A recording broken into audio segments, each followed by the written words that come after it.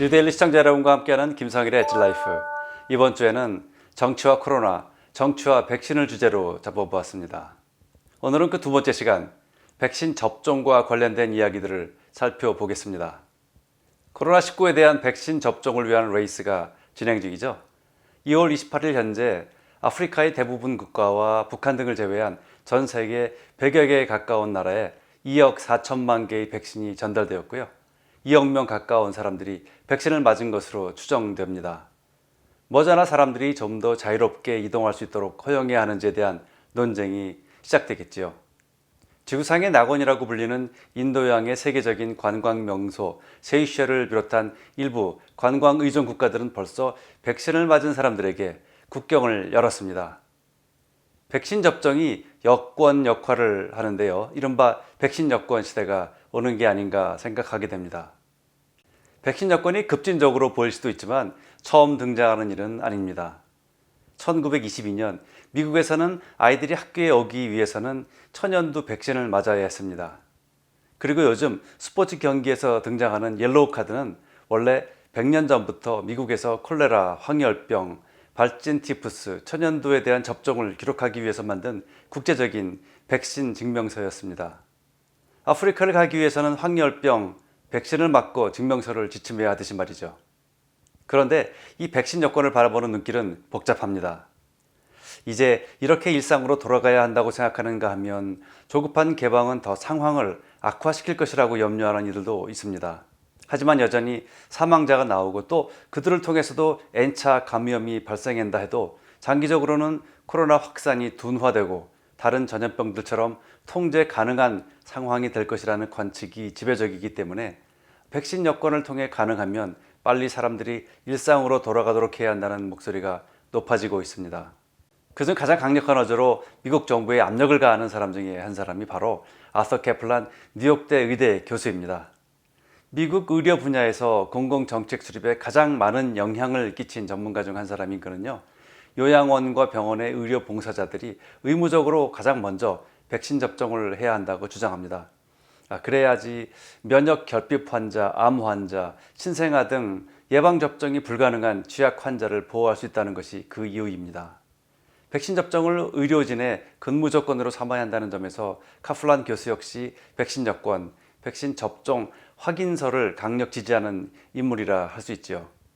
그리스 총리 키리아코프 미토타키스는 EU 국가 단위의 백신 여행 증명서를 발급해야 한다고 말하는 반면에요.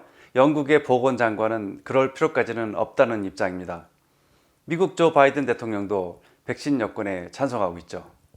몇몇 국가에서는 디지털 백신 여권을 만들기 위해서 다양한 노력을 기울이고 있는데 그 대표적인 나라가 덴마크입니다. 전체 인구가 600만 명인 덴마크는 다른 나라와 마찬가지로 팬데믹으로 얼어붙은 경제를 다시 소생시키기 위해서 필사적입니다. 지금 덴마크 국민들은 영국에서 확인된 변이 바이러스 확산으로 인해서 유럽에서 가장 엄격한 코로나 봉쇄 하에 살고 있습니다. 이것은 입국하는 모든 사람들이 음성 코로나 검사를 받아야 하고요. 식당이나 술집, 미용실은 5명 이상의 모임이 금지되었습니다. 이런 강력한 봉쇄로 인해서 생계가 막막해진 덴마크 국민들은 지금 격렬한 시위로 봉쇄 해제를 요구하고 있습니다. 영화 제목과 동일한 Man in Black이라는 이름의 이 시위단체는 과격한 반코로나 봉쇄 시위로 시민 그리고 소상공인 단체와 셀러리맨 등의 목소리를 대변하고 있어서요. 하루가 멀다 하고 외신 뉴스의 헤드라인을 장식하고 있습니다. 그래서 덴마크는 유럽에서 영국 다음으로 빠른 속도로 백신 접종을 진행 중이고요. 6월까지 전 국민의 백신 접종을 마치겠다는 야심찬 목표를 세웠습니다. 그런데 1월에 예방접종을 시작하기가 무섭게 백신 접종을 받은 사람들은 원래 일상으로 돌아가야 한다는 압력과 함께 해외 관광객들에게 국경을 열어야 한다는 목소리가 높아지고 있습니다. 모르텐 보르코프 덴마크 재무장관 대행은 빠르면 2월 말까지 이른바 코로나 바이러스 여권을 만들겠다고 발표했습니다. 외무장관 제페 거포드도 심각한 수출에 어려움을 겪고 있고요. 핵심 산업이 교착 상태에 빠져 있어서 사회적 봉쇄는 하더라도 백신 접종과 함께 일부 해제 조치는 단행할 수밖에 없다고 밝혔습니다. 해외 무역 의존도가 높은 덴마크에는 지금 무역 분야에 종사하는 노동인구가 80만 명이나 됩니다. 이들이 다시 수출을 시작하고 바이어들을 만날 수 있게 하기 위해서라면 코로나가 완전히 사라질 때까지 기다릴 생각이 없다는 뜻을 분명히 했습니다. 과연 덴마크가 백신 여권을 통해서 사회와 국경 봉쇄를 풀고 다시 일상으로 돌아가는 유럽의 첫 국가가 될 수 있을까요? 그렇게 된다면 올여름으로 예정된 유럽 축구 선수권 대회를 치를 수 있을지도 모릅니다만 아직 단언하기는 어렵습니다. 우선 지금까지 개발된 백신이 코로나 감염 확산에 얼마나 도움이 되는가가 아직 불투명하다는 데 있습니다. 분명히 효과가 있기는 하겠지만 백신을 맞은 사람들에게서 이렇다 할 효과가 입증되기 전까지는 아직도 시간이 필요합니다.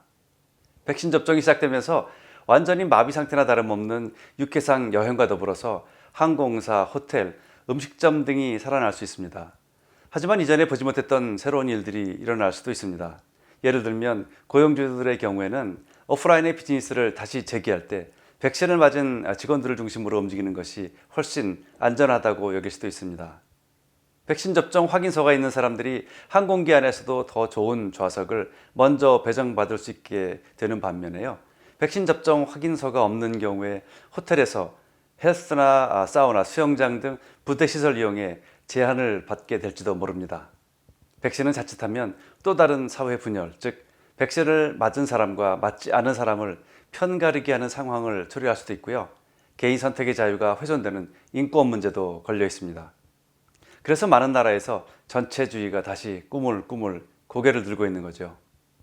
이런 점을 우리 정부도 면밀히 살펴보아야 할 것입니다.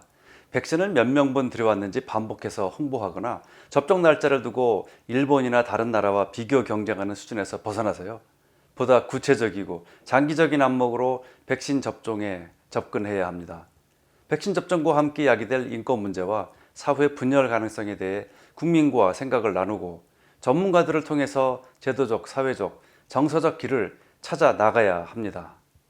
이미 그런 조짐이 보이긴 합니다만 그냥 방치했다간 백신이 사회 분열을 낳거나 계층과 계층을 나누는 벽으로 높아져만 갈 겁니다.